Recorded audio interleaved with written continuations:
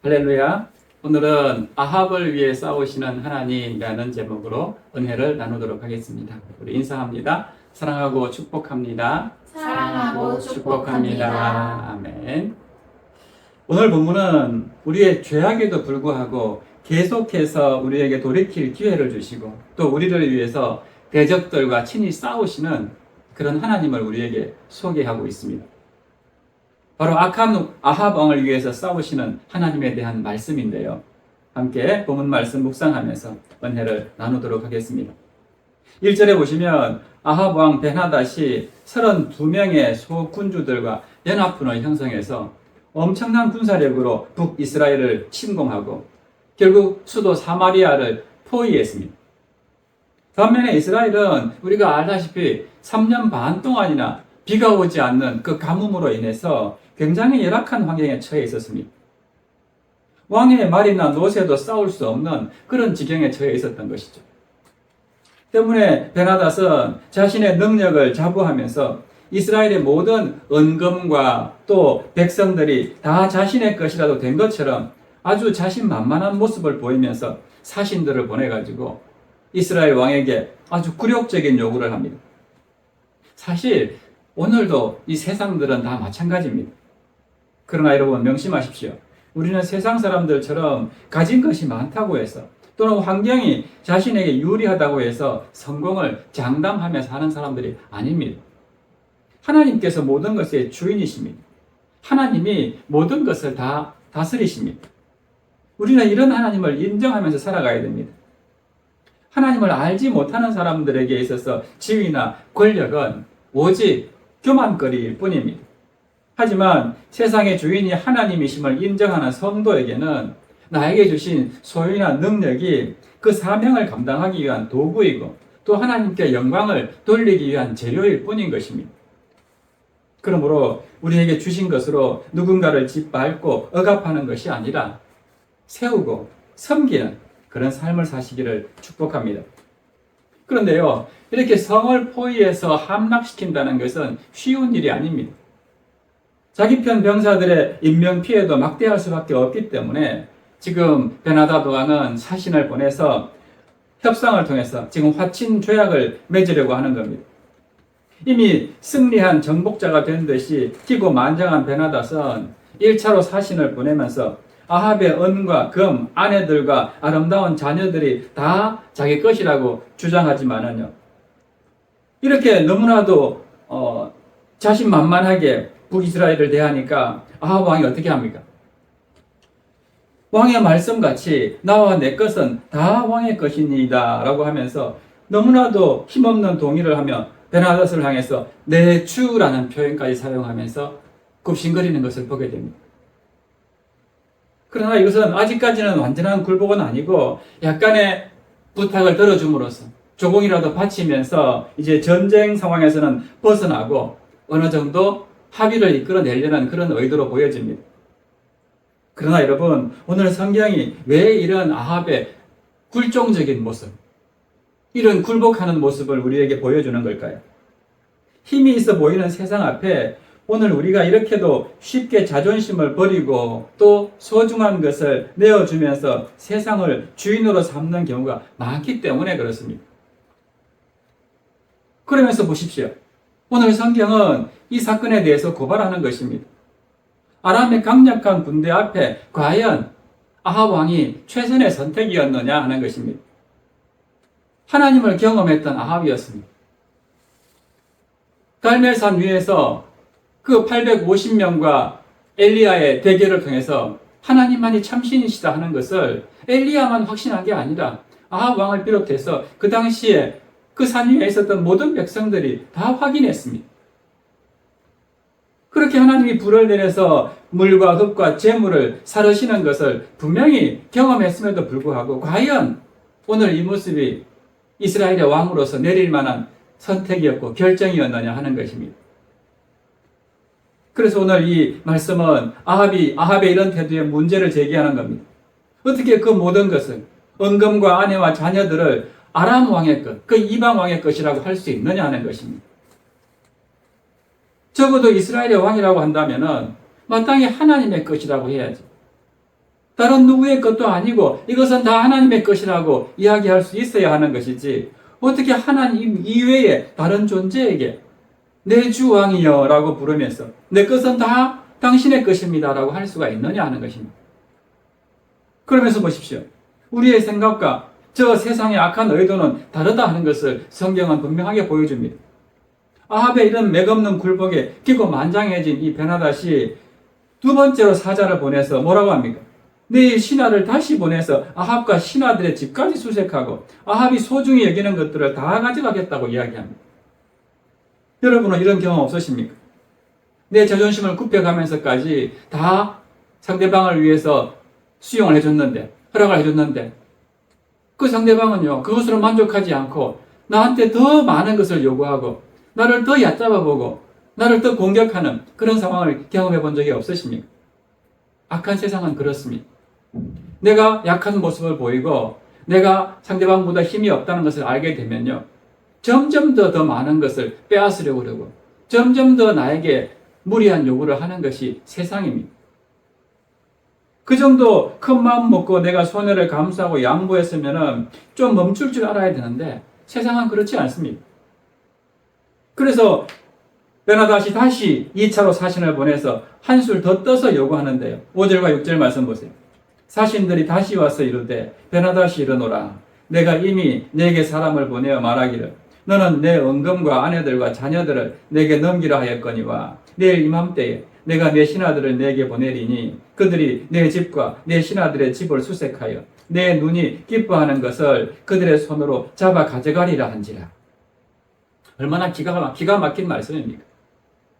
더 기가 막힌 것은요, 6절에 보면은 네 눈이 기뻐하는 것을 가져가겠다라고 말합니다. 베나닷이 보기에 좋은 것을 가져가는 게 아니라 이스라엘 너희들이 가장 기뻐하고 소중히 여기는 것들을 내가 다 가져가겠다는 것입니다.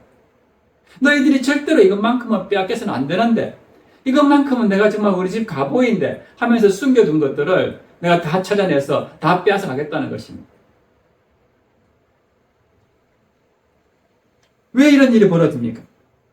악한 세상과 타협할 때, 하나님을 의지하지 않고 그 세상과 타협하려고 할 때에 이런 일이 벌어지는 것입니다. 여러분, 사탄은 광명한 천사로 가장했어도 절대로 인격적이지 않습니다. 우리를 생각해 주거나 봐주지 않습니다. 우리가 완전히 망가질 때까지 우리를 몰아세우고 올가매서 숨통을 쪼여오는 것이 사탄입니다. 그래서 성경은 이 사탄, 이 죄에 대해서는 피 흘리기까지 대적하라라고 말씀합니다. 마귀에게는 조금의 타협도 양보도 있어서는 안 된다는 것입니다. 왜 그렇습니까? 그러는 순간 우리가 바로 죄의 종, 사탄의 노예가 되기 때문에 그렇습니다. 그러므로 악한 세상과는 타협하지 마시기 바랍니다. 세상과는 싸워서 지지 마십시오.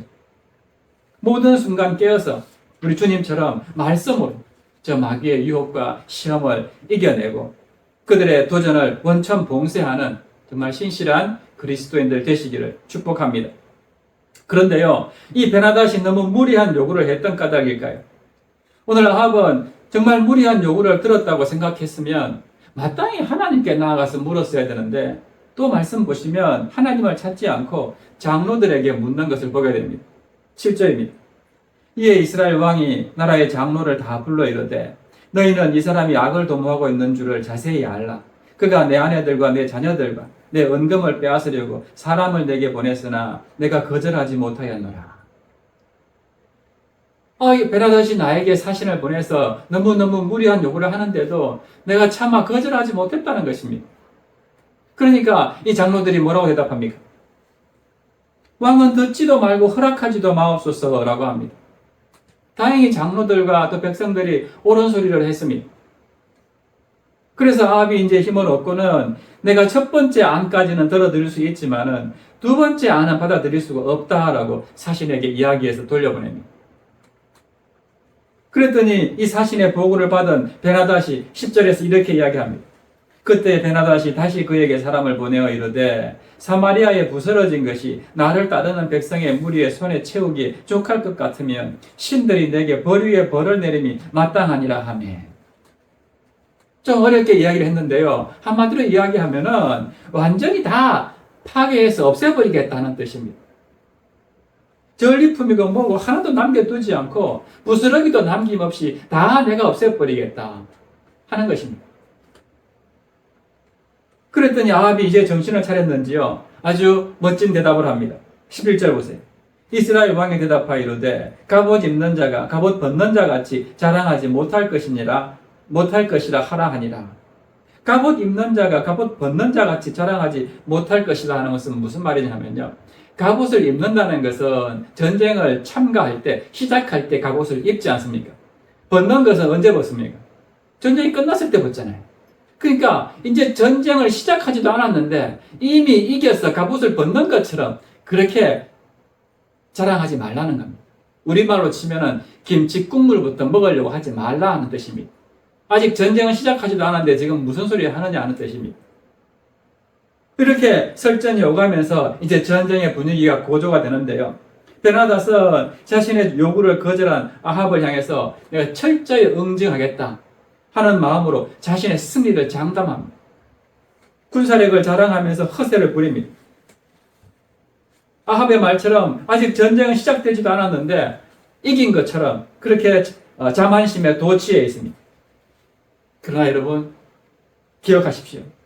우리는 세상에 보이는 것에 바탕을 둔 그런 헛된 안정감을 자랑하며 살아가는 자들이 아닙니다. 눈에 보이는 말이나 병거나 은이나 금을 힘으로 삼는 그런 사람들이 아니다 하는 것입니다. 우리 성도는 보이지 않지만은 모든 일을 주관하시는 하나님을 믿고 살아가는 존재들입니다. 세상의 것으로 자랑하는 것은 성도의 모습이 아닙니다. 우리 스스로를 자랑해서도 안 됩니다. 우리의 자랑은 십자가로 이미 승리하셨고 마침내 완전한 승리를 이 땅에 선포하실 우리 주 예수 그리스도밖에 없습니다. 주님만이 참된 평안과 안정을 주시기 때문에 그렇습니다. 그런데요, 오늘 본문은 도대체 이런 이야기를 우리에게 하는 이유가 무엇일까요? 그것은 오늘 이스라엘의 왕된 자로서의 태도, 그리고 그 왕된 자로서의 선택과 결정에 관한 이야기를 우리에게 하고 있는 것입니다. 왜 그렇습니까? 우리도 바로 아합 왕과 같은 왕 같은 제사장이기 때문에 그렇습니다. 잘 아시는 베드로전서 2장 9절 이하 말씀 보시면 우리를 향해서 택하신 족속이고 거룩한 나라고 왕 같은 제사장이다라고 말씀하지 않습니까? 그냥 듣기 좋으라고 하는 말씀이 아닙니다. 이스라엘의 왕의 임무는 다른 게 아닙니다. 하나님의 대리자로서 하나님의 다스림을 드러내는 존재입니다. 오늘 우리도 마찬가지입니다. 우리가 하나님의 부름을 받아서 이 세상에 하나님의 통치를 드러내는 그런 왕 같은 존재들입니다. 그리고 사람들을 하나님과 연결시켜주는 제사장과 같은 그런 사명이 우리에게 있는 것입니다. 오늘 이 세상이 왜 이렇게 어둡고 혼란스럽고 아플까요? 물론 세상 사람들이 악하고 죄를 짓기 때문에 그렇지만요. 그러나 결국 책임은 우리한테 있다는 것을 알아야 됩니다. 하나님이 우리를 왕 같은 제사장으로 세웠기 때문에 그런 것이죠. 다스리고 통치하고 가르치고 예배하는 일을 우리가 잘 하지 못하기 때문에 그런 것입니다. 그러므로 우리는 이 땅 살아가는 동안에 정말 왕 같은 제사장답게 그리스도인답게 악한 세상과 타협하지 말고요. 하나님의 말씀을 붙잡고 하나님이 주신 약속을 가지고 매 상황에 직면하고 설 줄 알아야 한다는 것을 기억하기 바랍니다. 그런데 그 길이 쉽고 평탄하지가 않죠. 그래서 사도 바울은 로마서 8장에 보면 이렇게 권면합니다. 8장 17절 자녀이면 또한 상속자 곧 하나님의 상속자여 그리스도와 함께한 상속자니 우리가 그와 함께 영광을 받기 위하여 고난도 함께 받아야 할 것이니라. 아멘. 우리는 세상 사는 동안에 우리가 그리스도인이라는 사실을 잊지 말아야 됩니다. 하나님의 자녀답게 정말 그리스도인답게 거룩한 백성답게 살아야 할 것입니다. 그러면은 우리 앞에 반드시 고난이 있다라고 말씀합니다. 왜 그렇습니까? 세상이 악하기 때문에 그렇습니다. 세상이 악하기 때문에 우리가 진리 편에 서게 되면은 하나님의 말씀대로 살게 되면은 우리를 핍박하고 가만두지 않는 것입니다. 요셉이나 아브라함, 라합과 같이 결말을 숨겨두신 하나님의 고난이 우리 가운데 있게 됩니다. 그러나 기억하기 바랍니다. 우리가 예수님과 함께 하나님 나라의 유업을 합당하게 받을 자녀이기 때문에 그런 고난을 받게 된다는 것입니다. 그러므로 고난이 없는 그런 왕이 되기 위해서 마귀와 타협해서는 안 된다 하는 것을 기억해야 합니다. 영광을 위해서 우리는 그 고난을 견뎌내야 하는 것입니다. 어떤 고난이든지 내가 하나님의 자녀답게 살 때 그것이 하나님의 섭리 가운데 나온 합당하게 치러야 할 고난이라면 하나님 앞에 기도하시기 바랍니다. 하나님, 이 고난을 떳떳하게 이길 수 있게 해주세요. 마귀와 타협함으로써 내가 그렇게 세상에 굴복하는 그런 존재가 되지 않게 해달라고 기도하시기를 바랍니다. 닥쳐온 고난을 정말 믿음으로 잘 감당함으로써 그 고난을 통해서 하나님의 영광을 나타내고 또 하나님의 자녀임이 드러나며 하나님의 증인이 되는 그런 복된 여러분이 되시기를 축복합니다. 계속해서 보겠습니다. 다 부숴버리겠다 하는 이 베나닷의 도전에 김치국물부터 마시지 마라라는 이런 아합의 또 설전으로 인해서 협상은 완전히 결렬되었죠. 이제 아람과 이스라엘 사이에 전쟁이 벌어지게 되었습니다. 그때 아주 놀라운 일이 벌어집니다. 문제가 생겨서 아람 왕에게 굽신거리고 또 타협을 했던 그런 아합 왕이었습니다. 하나님의 것을 아람 왕의 것이라 하고 또 하나님을 왕으로 섬겨야 할 왕이 아람 그 베나닷을 향해서 자기 주요, 자기 왕이라고 고백했습니다. 하나님께는 한마디도 상의하지 않고 장로들과 상의하고 결정했던 그런 전쟁이었는데 오늘 하나님은 누구 편에 서주십니까? 이스라엘 편에 서주십니다. 무슨 말입니까? 바알과 아세라 그 선지자 850명 앞에서 당신이 왕이시다 하는 것을 보이셨던 하나님께서 오늘 이 전쟁을 통해서 다시 한번 내가 진정한 신이다. 내가 바로 너희들이 섬기는 여호와 하나님이시다 하는 것을 한 번 더 보여주시는 것입니다. 오늘 우리도 마찬가지입니다. 우리도 악하고 하나님 편에 서 있지 않는 그런 모습이 많음에도 불구하고 우리는 별로 노력한 것 같지도 않은데 놀라운 승리와 성공이 주어지고 있다면 오늘 본문 말씀을 기억하시기 바랍니다. 다시 나에게 하나님만이 참신이시다 하는 것을 보여주신다 하는 것입니다. 내 힘이 아닌 오늘 또 이 죽을 죄인에게 당신이 하나님 되신다는 것을 보여주셔서 우리를 멸망당할 운명에서 건져내시고자 하는 그 사랑을 여러분 깨닫기를 축복합니다. 선인과 악인에게 자비를 베푸시는 하나님께서 오늘 저 악한 아합에게 저 불순종하는 이스라엘 백성들에게 한 번 더 기회를 주시는 것입니다. 당신께로 돌아올 수 있도록 그 엄청난 전력의 열세인 그 베나닷과의 전쟁에서 승리하게 하심으로써 나를 믿고 나를 따르라 하는 것을 보여주고 계시는 것입니다. 그래서 13절에 보시면은 한 선지자를 보내셨는데요. 그를 통해서 아합 왕에게 하나님이 이 전쟁에서 승리하게 하실 것이다 하는 말씀을 전합니다. 그랬더니 아합이 어떻게 합니까? 그 선지자에게 묻는 것입니다. 지금까지 한 번도 하나님께 물어본 적도 없고 하나님의 뜻대로 살지 않고 오히려 우상을 숭배했던 아합이 심지어 선지자들을 다 찾아서 죽였던 그 악한 아합이 지금 하나님의 선지자 앞에서 묻고 있는 것입니다. 누구를 데리고 싸워야 하냐고 묻고 있습니다. 참 어이가 없기도 하고 감사하기도 하고 놀랍기도 한 상황인데요. 저 악한 아합이 하나님의 선지자의 말씀을 듣고 하나님의 뜻을 여쭙는 그런 날이 올 것이라고 상상이나 했겠느냐 하는 것입니다. 모든 조상들보다도 더 악해서 하나님으로부터 노여움을 샀던 그 아합이 지금 하나님 앞에 묻고 있는 것입니다. 물론 아쉬우니까 묻고 듣는 것이지만요. 여러분은 이런 아합의 모습을 어떻게 보십니까? 손가락질하고 비난할 필요가 없습니다. 왜 그렇습니까? 오늘 우리의 모습도 아합과 다를 바가 없기 때문입니다. 다윗처럼 모든 순간 하나님을 찾고 모시고 여쭙고 살아가면 좋겠지만은 우리는 그렇게 하지를 못합니다. 잘 될 때, 기쁠 때, 좋을 때 우리는 하나님을 너무 쉽게 잊고 살아갑니다. 그러다가 어려운 일이 닥치면 그때 언제 그랬냐는 듯이 하나님 앞에 나아가는 것을 우리도 보지 않습니까? 여러분, 어려워 죽겠는데도 끝까지 하나님을 안 찾는 것이 손가락질 받을 인생이지, 어려운 가운데 이제라도 하나님을 찾겠다는 것은 정말 다행한 일이고, 오늘 하나님의 기다림과 초청에 응답한 것이기 때문에 정말 잘한 일입니다. 그러니까 인생이 어려워질 때 하나님을 찾는 것을 부끄러워할 필요가 없습니다. 하나님은 그렇게라도 우리가 하나님께로 돌아오기를 간절하게 기다리고 계십니다. 그렇게 돌아온 신앙을 잘 유지하고 더욱 하나님과 모든 상황, 모든 순간에 동행하는 분들이 되시면 되는 것입니다. 아합은 이 전쟁에서 하나님이 승리를 주실 것이다 하는 말씀을 붙들었습니다. 아무리 적군이 많아도, 아무리 장비가 열세하고 그들이 강해도 하나님께서 승리를 주실 것이다 하는 말씀을 붙들었습니다. 그래서 이제 하나님의 말씀대로 전쟁에 나갈 청년들을 계수해 보니까요, 15절에 보면은 각 지방 구간의 청년들이 232명이었고 그 외에 전쟁에 나갈 수 있는 자가 7,000명입니다.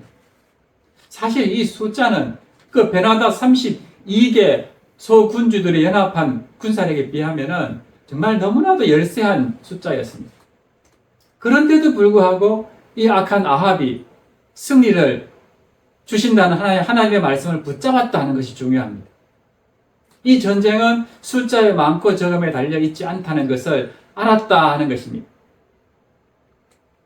마치 다윗과 골리앗과 같은 그렇게 겉으로 보기에는 도저히 게임이 되지 않는 그런 전쟁이었지만 결국 우리가 내일 보겠지만 하나님께서 대성을 거두게 해주십니다.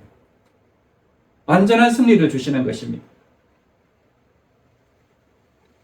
결국 하나님은 아합과 모든 이스라엘이 지켜보는 가운데서 이런 엄청난 승리를 주심으로써 하나님만이 참된 신이시다 하는 것을 다시 한번 갈멜산 위에서처럼 보여주시는 것입니다.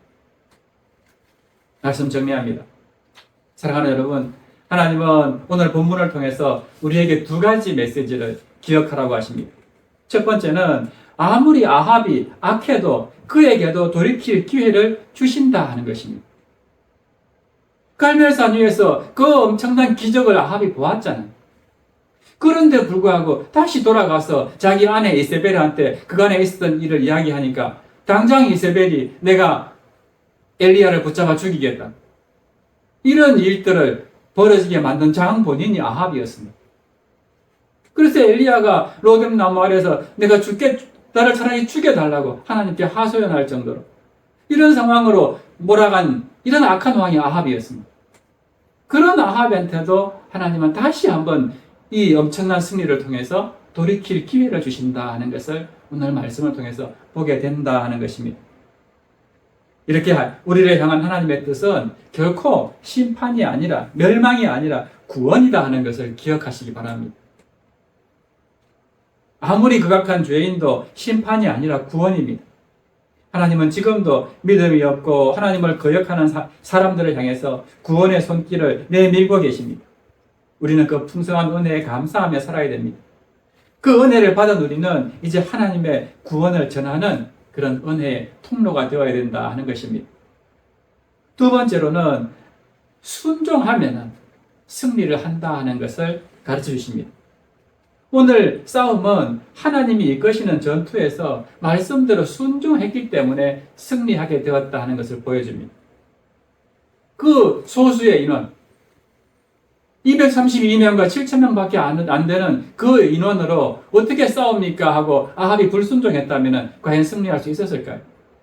그렇지 않았다는 것입니다. 그나마 그 악한 아합이었지만 그 마지막 순간에 이 소수의 인원을 주시는 그 하나님의 말씀을 그래도 믿고 순종했을 때에 하나님은 마침내 그 전쟁에서 엄청난 승리를 안겨주셨다 하는 것을 보게 됩니다. 그러므로 우리도 마찬가지입니다. 내 생각과 내 판단으로 이건 말이 안 되는 것이다 라고 거부할 것이 아니라 하나님의 말씀이 나에게 들려졌을 때에는 아무리 무기나 인원이나 병력이나 모든 것이 열세라 할지라도요, 하나님이 함께 하시는 전쟁은 승리하신다 하는 것을 믿으시기 바랍니다. 말씀에 순종할 때 이루어지는 승리의 역사를 우리의 삶 가운데서도 날마다 경험할 수 있기를 바랍니다. 그러므로 오늘 아합 왕처럼 지레 겁먹고 타협하지 말고 결정적인 순간에는 말씀에 순종할 줄 아는, 모든 것이 다 아니라 할지라도 말씀이 나를 그렇게 가르친다면 거기에 순종하며 나아갈 때에 우리는 날마다 승리하며 살아가는 그런 은혜의 삶을 경험하게 될 줄로 믿습니다. 그러므로 이번 한 주도 모든 상황에서 하나님의 말씀에 순종할 때에 그 주시는 은혜를 풍성하게 경험하며 살아가는 우리 모두가 되시기를 주님의 이름으로 축원합니다. 우리 이 시간 그래서 여호와께 돌아가자 우리 함께 찬양하고요. 말씀 생각하며 기도합니다.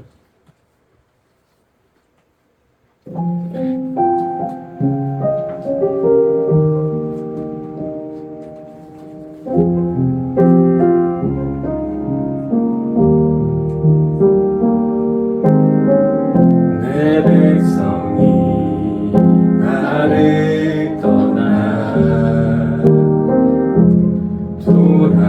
돌아섰지만 내 사랑이 내 백성을 포기 못하니 내 모든 것 내어주고 나 그들을 얻으리라. 여호와께 돌아가자. 우린 돌아서도 그는 변치 않네. 여호와께 돌아가자. 우린 넘어져도 그 사랑 영원하네. 사랑을 오래 참고 자신을 내어주네. 서로 사랑할 때 세상은 주보네. 사랑은 절대 지지 않네. 사랑을 오래 참고 자신을 내어주네. 서로 사랑할 때 세상은 주보네. 사랑은 절대 지지 않네. 여호와께 돌아가자. 우린 돌아서도 그는 변치 않네. 여호와께 돌아가자. 우린 넘어져도 그 사랑 영원한. 여호와께 돌아가자. 여호와께 돌아가자. 우린 돌아서도 그는 변치 않네. 여호와께 돌아가자. 우린 넘어져도 그 사랑 영원하네. 아멘. 이 시간 우리 함께 주신 말씀 생각하면서 기도하겠습니다. 모든 조상들보다 가장 악한 왕이었고 그래서 하나님의 노여움을 불러왔던 아합이었지만은 그럼에도 불구하고 그를 포기하지 않으시고 대적의 공격을 물리쳐 주심으로써 그에게 회개의 기회를 주신 하나님, 그 사랑의 하나님, 그 자비의 하나님이 바로 오늘 우리의 하나님이신 줄로 믿습니다. 그러나 아합은 끝내 회개하지 않으므로 멸망의 길을 가고 말았지만 이런 말씀을 듣는 우리는 아합의 길이 아니라 다윗의 길을 걸어가는 지혜로운 자들 다 되게 하여 주시옵소서. 악한 세상과 결코 타협하지 말고 오직 진리의 말씀에 순종함으로 세상에 하나님의 살아계심을 드러내고 날마다 승리하는 우리들 되게 하여 주옵소서. 우리 이런 마음으로 주님 이름 부르신 후에 함께 기도하겠습니다. 주여, 살아계신 하나님 아버지, 그렇습니다. 정말 갈멜산 위에서 그 위대한 승리를 체험하고 경험했던 아합이었지만은 끝내 엘리야를 쫓아내고 죽이겠다고 협박하면서 하나님을 외면하였던 그런 악한 아합이었습니다.